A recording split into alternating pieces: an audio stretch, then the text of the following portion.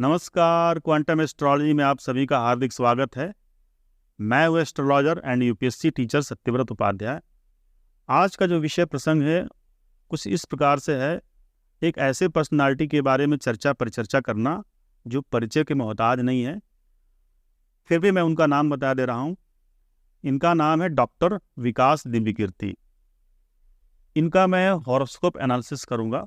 यद्यपि मेरे पास इनका एक्चुअल हॉरोस्कोप नहीं है, क्योंकि इंटरनेट पे जो भी डेटा है, एस्ट्रोसेज का डेटा या और भी जो प्लेटफॉर्म है, वो सारे के सारे हॉरोस्कोप फर्जी हैं, एथेंटिक नहीं है। तो उस पर विश्वास करना थोड़ा सा मुश्किल है मेरे लिए, क्योंकि जब तक एथेंटिक डेटा ना हो तब तक वो भविष्यवाणी गलत हो जाती है। फिर भी मैं रिवर्स इंजीनियरिंग करके इनका कुंडली का विश्लेषण करने का प्रयास करूंगा। क्योंकि आजकल तो इंटरनेट का ज़माना है, यूट्यूब, सोशल मीडिया, और सभी लोग उनके वीडियो शॉर्ट्स देखते रहते हैं। जो तैयारी करते हैं या जो प्रिपरेशन नहीं करते हैं, सारे लोग देखते हैं। तो काफ़ी पॉपुलर पर्सनालिटी है, बट मेरा जो दृष्टिकोण है वो काफ़ी भिन्न होता है लोगों से। मैं किसी को जब वॉच करता हूँ तो उनके शब्दों को देखता हूँ, उनकी भाव भंगिमाओं को देखता हूँ, उसके अंदर छुपी हुई जो भी इंफॉर्मेशन वो भी देखता हूँ। तो मेरा नज़रिया बिल्कुल ही अलग है। अभी हाल ही में ये एक इंटरव्यू दिए थे ANI न्यूज़ में, वो पॉडकास्ट चैनल है, उसमें उन्होंने एक अपना वक्तव्य जारी किया था, और उसी क्रम में बहुत सारे इनके रील्स और छोटे छोटे शॉर्ट्स वायरल हो रहे हैं। तो मेरी भी दृष्टि गई, मैं सोचा क्यों ना इनके बारे में थोड़ा सा जाना जाए। बहुत मुखर होकर के बोले हैं इंटरव्यू में। थोड़ा सा इनके बारे में बेसिक जानकारी हम लोग देख लें। यद्यपि मैं तो जानता हूं, बट दर्शकों के लिए मैं बताना चाहूँगा कि ये बहुत ही फेमस टीचर हैं, यूपीएससी मेंटोर हैं। इनकी खुद की अपनी कोचिंग है, दृष्टि IAS, काफ़ी फेमस है। हिंदी माध्यम के लिए तो बहुत ही फेमस है, बट इंग्लिश के लिए उतनी ज़्यादा फेमस नहीं है। इनका जन्म 26 नवंबर 1973 को हुआ है। हो सकता है कि ये ओरिजिनल हो सकता है कि ये सर्टिफिकेट वाला हो, बट पुष्टि नहीं की जा सकती है कि ये रियल है कि नहीं। ये फॉर्मर सिविल सर्वेंट रह चुके हैं, एडुकेटर, ऑथर, लेक्चरर। ये यूट्यूब पे भी काफ़ी फेमस हैं। इनका अपना संस्थान है, दृष्टि IAS। और ये जो है, जब सिविल सर्वेंट थे, जब ये सिविल सर्विसेज में सेलेक्टेड थे, तो इन्होंने 1 या 2 साल तक काम भी किया है सेंट्रल सेक्रेटरीट सर्विस में। ओके, उसके बाद इन्होंने रिज़ाइन करके अपना कोचिंग 1999 में अपना ओपन किया था। ओके, अभी फ़िलहाल में ये कोचिंग में अपना जो भी है, अपनी जो भी भूमिका इनकी है, पढ़ाते भी हैं, उसके CEO हैं, MD है, सब कुछ यही है। अब इनकी जो पढ़ाई लिखाई हुई है, ये दिल्ली में ही हुई है। कुछ पढ़ाई लिखाई इनकी दिल्ली यूनिवर्सिटी में हुई है, ठीक है, अलग अलग यूनिवर्सिटी में हुई है इनकी। ये दृष्टि IAS के ये फाउंडर हैं। इनके जो स्पाउस हैं, यानी कि पत्नी, उनका नाम है तरुणा वर्मा, ठीक है। चिल्ड्रन के बारे में दिया हुआ है, इससे ज़्यादा कोई हम का मतलब नहीं होना चाहिए। ओके, ये सबसे ज़्यादा एक्टिव हुए हैं 2022 में, कोविड पीरियड के बाद। चूँकि सब लोग कोविड पीरियड में सारे संस्थान बंद थे, सब लोग इंटरनेट यूज़ कर रहे हैं, तो काफ़ी फेमस हो गए। कुछ डिटेल्स यहाँ से भी देख लेते हैं। दिल्ली यूनिवर्सिटी से इनका संबंध रहा है। ओके, ये सेलेक्ट हुए थे, ऑल इंडिया रैंक इनकी 384 96 में, पहले अटेम्प्ट में ही ये प्राप्त कर लिए थे। बहुत बढ़िया अचीवमेंट है ये तो। After getting trained at institute of secretariat training and management, उसके बाद इन्होंने क्या किया, सेंट्रल सेक्रेटरीट सर्विस में ज्वाइन किया। कुछ दिन तक सर्विस किए वहाँ पे, फिर उन्होंने रिजाइन कर दिया। फिर उन्होंने 1999 में मुखर्जी नगर में अपनी कोचिंग दृष्टि IAS के नाम से संस्थान खोला, ठीक है। यूट्यूब पे भी इनका है कोचिंग, 2.5 मिलियन सब्सक्राइबर है। ये सब ज़्यादा इंपॉर्टेंट नहीं है। हाँ, इनके जो जितने सारे कोचिंग संस्थान हैं अलग अलग, दृष्टि IAS, दृष्टि IAS इंग्लिश, दृष्टि जुडिशरी, दृष्टि PCS, दृष्टि टीचिंग एग्ज़ाम, ये सारे दृष्टि, CVT जो विश्वविद्यालयों में जो एंट्रेंस एग्जामिनेशन की जो तैयारी होती है वो भी करवाते हैं। दृष्टि, CVT, इंग्लिश, बहुत इनके और भी मतलब संस्थान हैं, ठीक है। दृष्टि वेलफेयर फाउंडेशन। और अभी रिसेंटली एक मूवी आई थी 12th फेल, इसमें भी इन्होंने थोड़ा सा रोल किया हुआ है, तो इनकी पॉपुलैरिटी काफ़ी बढ़ गई। अब बात करते हैं मुख्य विषय की कि ये जो अभी इंटरव्यू इनका वायरल हुआ है और काफ़ी पसंद किया जा रहा है, ANI न्यूज़ वाला, और जो भी पूछा गया है एंकर द्वारा, सब जितनी भी चीज़ें पूछी गई हैं ना, सारी बातों के इन्होंने खुल करके अपना वक्तव्य जारी किया है, खुल करके। इससे पहले जो भी इनका इंटरव्यू मैंने देखा है और डिबेट वगैरह टीवी पे इंटरव्यू में, तो वो बहुत ही डिप्लोमेटिक बोलते थे। पहले ललन टॉप पे भी इन्होंने एक बार वक्तव्य जारी किया था, जब शंभुक वध पे कोई एक पढ़ाई लिखाई के दौरान ही, मतलब लेक्चर के दौरान ही कुछ ऐसा प्रसंग आया होगा, उसमें शंभुक वध के बारे में कुछ ऐसा वक्तव्य जारी किया जिसके ऊपर काफ़ी विवाद हुआ था और जगह जगह पूरे भारतवर्ष में आंदोलन भी हुआ, इनके खिलाफ नारे लगे और FIR का भी डिमांड होना, इनके खिलाफ मुकदमा पंजीकृत किया जाए। ये काफ़ी घबरा गए। घबराने के बाद ये तुरंत ललन टॉप पे अपना इंटरव्यू देते हैं, तुरंत इमीडिएट और पूरे रेफरेंसेस के साथ, सारे जो भी साक्ष्य हैं कि हम जो कह रहे हैं वो मेरी वाणी नहीं है, ये मूल जो रामायण है उसमें कहा गया है, रामचरितमानस में कहा गया है, ये रेफरेंसेस दिखा करके जस्टिफाई कर रहे थे, जो हम कह रहे हैं वो मेरी बातें नहीं हैं। खैर, बिल्कुल ये इंटेलिजेंट व्यक्ति हैं, कब क्या करना चाहिए इनको पता है। और वो जो ललन टॉप पे इंटरव्यू था वो पूरी तरीके से प्लान्ड था, स्क्रिप्टेड था। मतलब इन्होंने फाइनेंस किया होगा, फंड किया होगा कि मेरा इंटरव्यू करवा दो, क्योंकि अगर इंटरव्यू नहीं होगा तो मेरे खिलाफ जो है मोर्चे भी खुलेंगे और मेरे खिलाफ बहुत तरह की चीज़ें होंगी और मेरा रेपुटेशन खराब, और रेपुटेशन खराब हुआ था निश्चित तौर पे, ये इन्होंने इस पॉडकास्ट में एक्सेप्ट किया है। परंतु उस वाले जो ललन टॉप का जो इंटरव्यू है और इसमें दोनों में ज़मीन आसमान का अंतर है। और ललन टॉप के इंटरव्यू से पहले भी इनके जो भी वक्तव्य होते थे बड़े नपे तुले, बहुत ही डिप्लोमेटिक होते थे। बट इसमें ऐसी क्या बात हो गई कि ये बिल्कुल खुला राय व्यक्त कर रहे हैं पॉलिटिक्स के ऊपर, कौन हारा कौन जीता, कैंडिडेट के ऊपर, मतलब ऐसा एनालिसिस जो कि बिल्कुल एक मजा हुआ पॉलिटिशियन करता है। क्या इनकी कोई पॉलिटिकल एम्बिशन है, ये मेरा प्रश्न है, क्योंकि मैं तुरंत चौंक गया इनका इंटरव्यू देखा तो। क्या इनका कोई पॉलिटिकल एम्बिशन है क्या? आइए पहले इनके पर्सनालिटी के बारे में थोड़ा सा एनालिसिस करते हैं। देखिए, चूंकि इनकी कुंडली है नहीं, और अब दूसरा मार्ग है कि प्रश्न मार्ग। ये प्रश्न कोई पूछे तो फिर मैं बताऊं कि इनका क्या पर्सनालिटी है, क्या स्वभाव है, क्या चाहते हैं, क्या सोचते हैं। बट कोई प्रश्न पूछने वाले मेरे से है नहीं। मैं हूँ लगन लॉर्ड, और जब प्रश्न जो कोई पूछेगा वो 7th लॉर्ड से पूछेगा, 7वें भाव से, सामने से। फिर भी मैं खुद से तो प्रश्न पूछ सकता हूँ। मैंने खुद से प्रश्न किया, बहुत सारी चीज़ें आई सामने, जवाब आए, बट कुछ तो बताऊंगा, कुछ तो नहीं बताऊंगा, क्योंकि वो पर्सनल आक्षेप लगाना, पर्सनल किसी के ऊपर टारगेट करना, ये मेरा काम नहीं है। चलिए देखते हैं ज्योतिषीय महत्व क्या है इस इंटरव्यू का। पहले तो देखते हैं कि इनकी पर्सनालिटी कैसी है। देखिए, हमारे पास 12 साइन है, ठीक है। Aries, Taurus, Gemini, Cancer, Leo, Virgo, Libra, Scorpio, Sagittarius, Capricorn, Aquarius, Pisces, ये सब हिंदी में नाम यहाँ पे दिया हुआ है, ठीक है।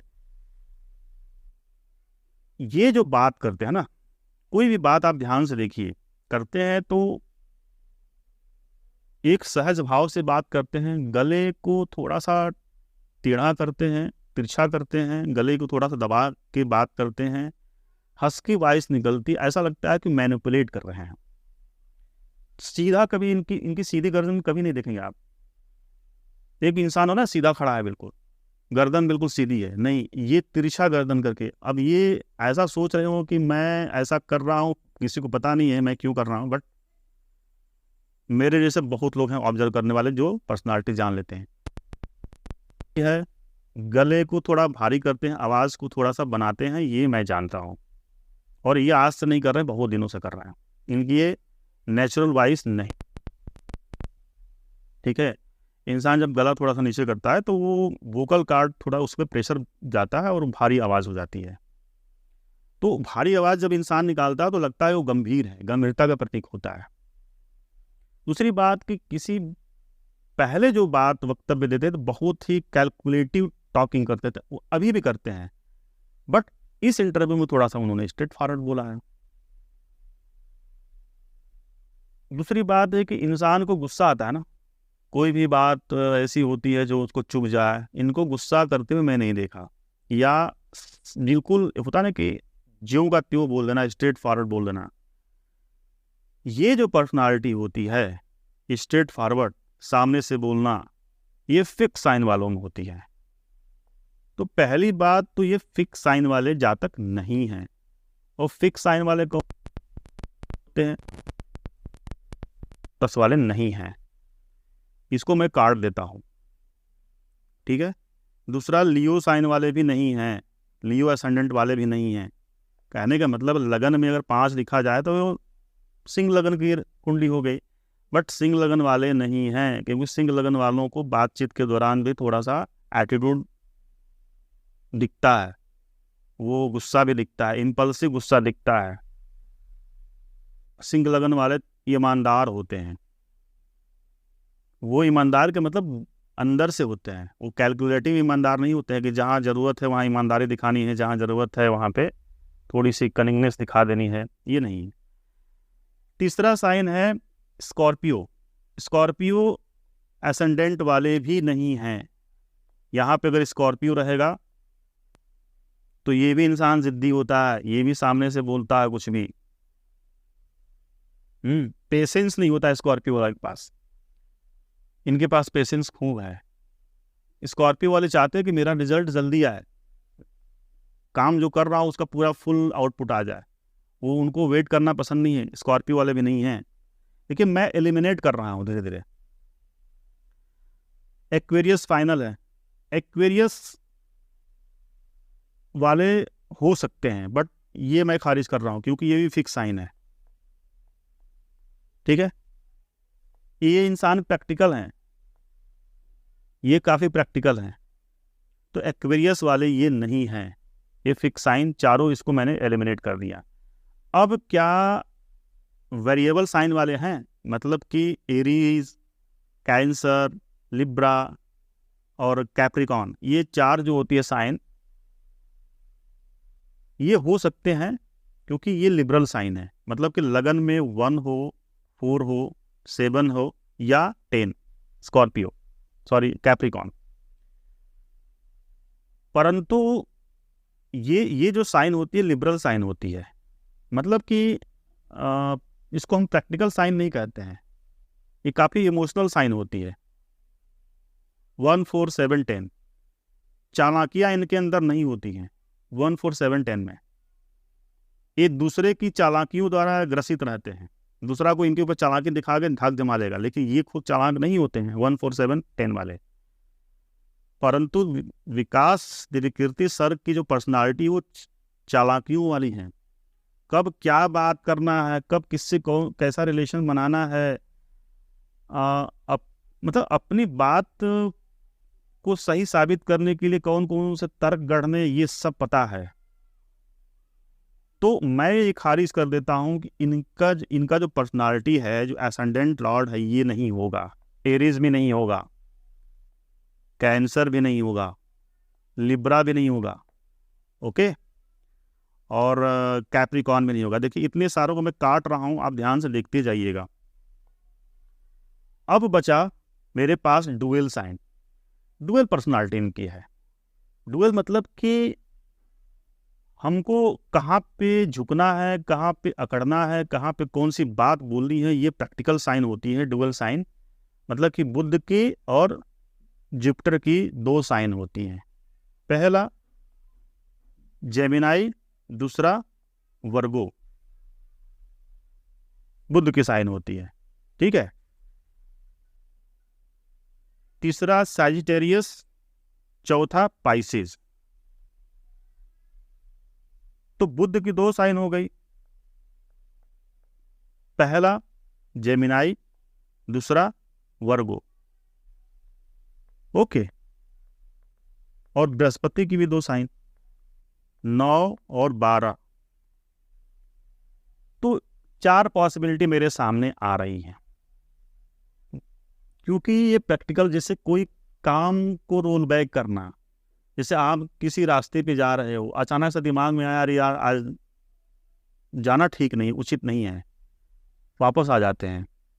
या कोई योजना बनाते हैं सोच करके कि यार इसको हम एग्जीक्यूट करते हैं, और उस रास्ते पे चलते हुए आपको ये लगा कि आप नुकसान होने वाला है, एक काम करते हैं अपने प्लान को रोल बैक करते हैं। तो यहाँ पे बुध की क्वालिटी दिख जाती है या जुपिटर की क्वालिटी दिख जाती है। तो ये 4 पॉसिबिलिटी हो सकती है।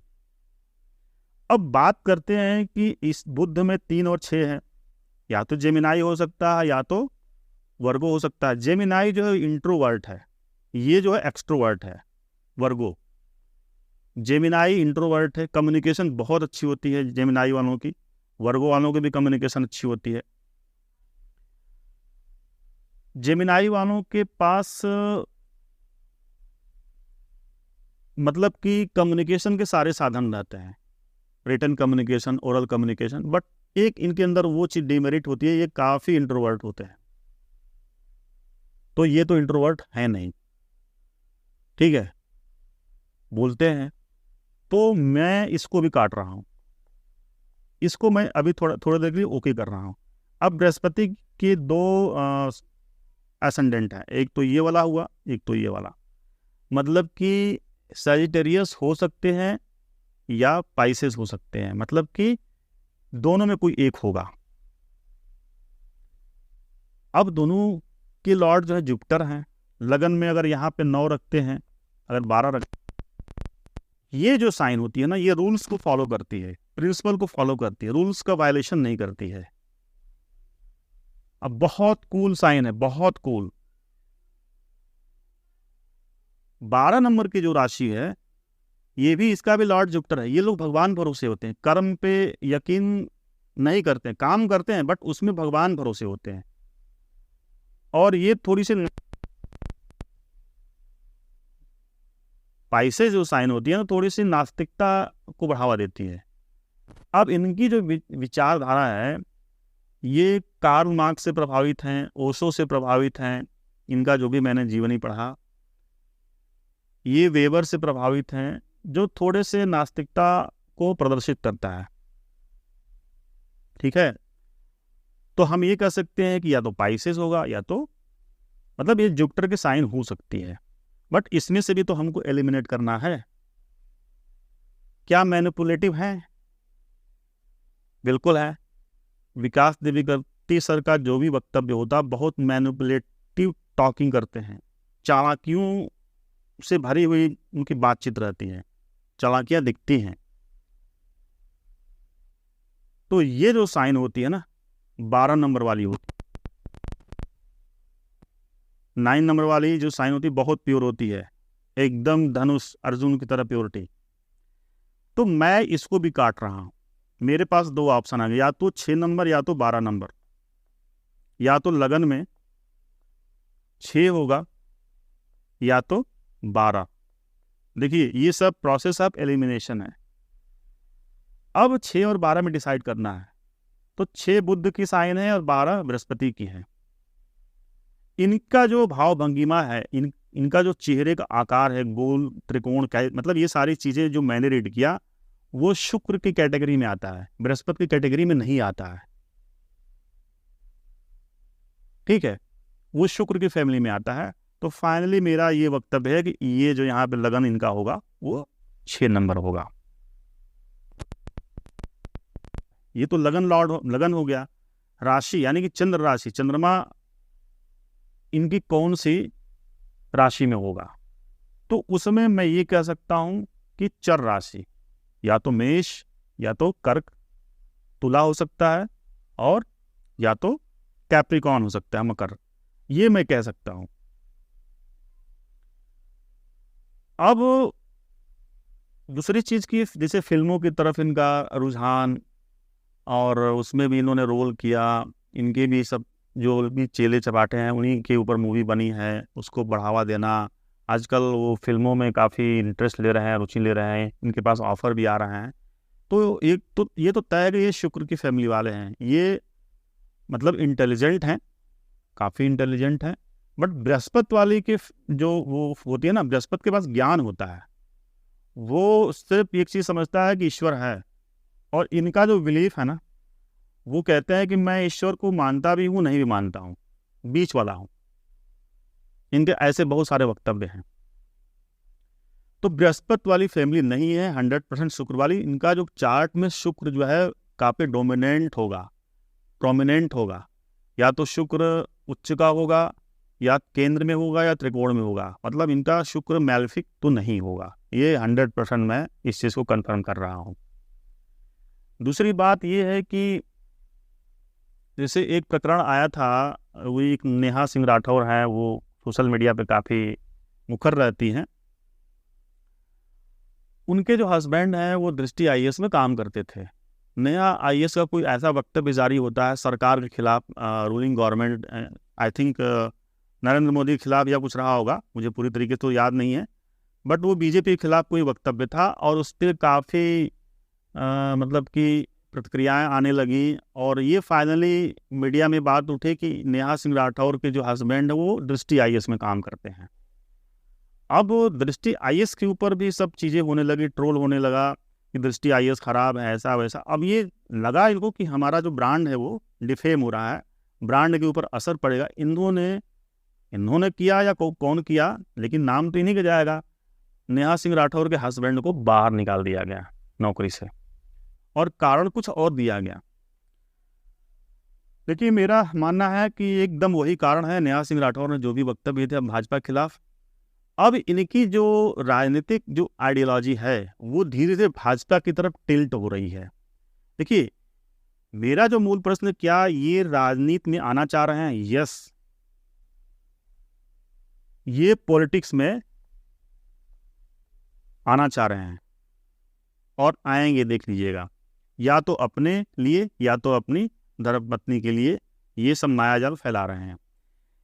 1.5-2 घंटा टीवी में इंटरव्यू देना, जो कभी ये आरएसएस से बचते थे, अखिल विद्यार्थी परिषद से बचते थे, इन्होंने कहा कि मैं अखिल विद्यार्थी परिषद से जुड़ा हुआ था, आरएसएस से मेरी फैमिली वाले जुड़े हुए थे।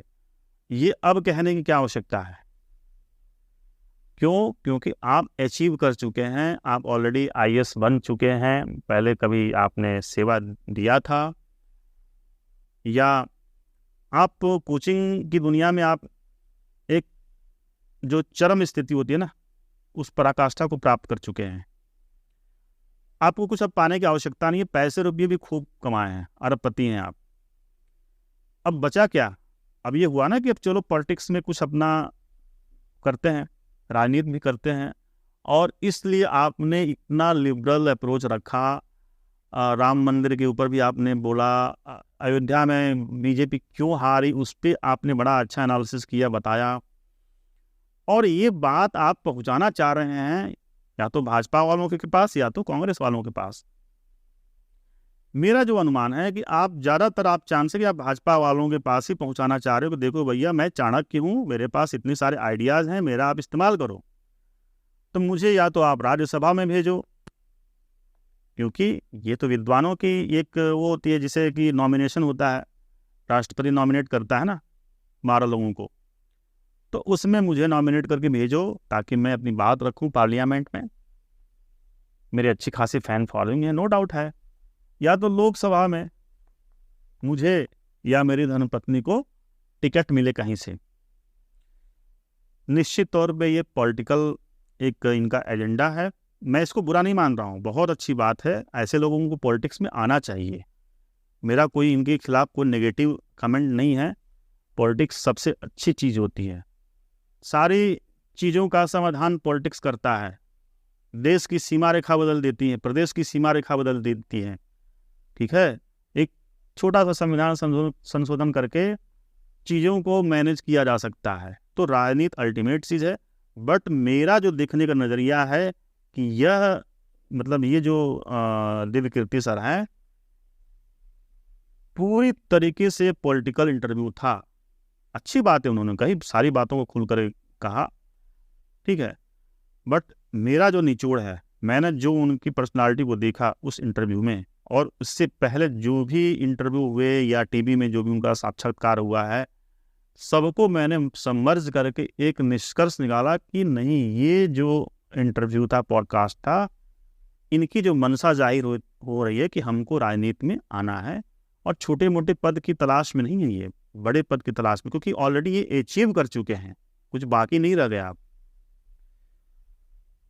तो मेरा जो आज का जो ज्योतिषीय विश्लेषण है कैसा लगा, आप लोग कमेंट सेक्शन में ज़रूर बताइएगा।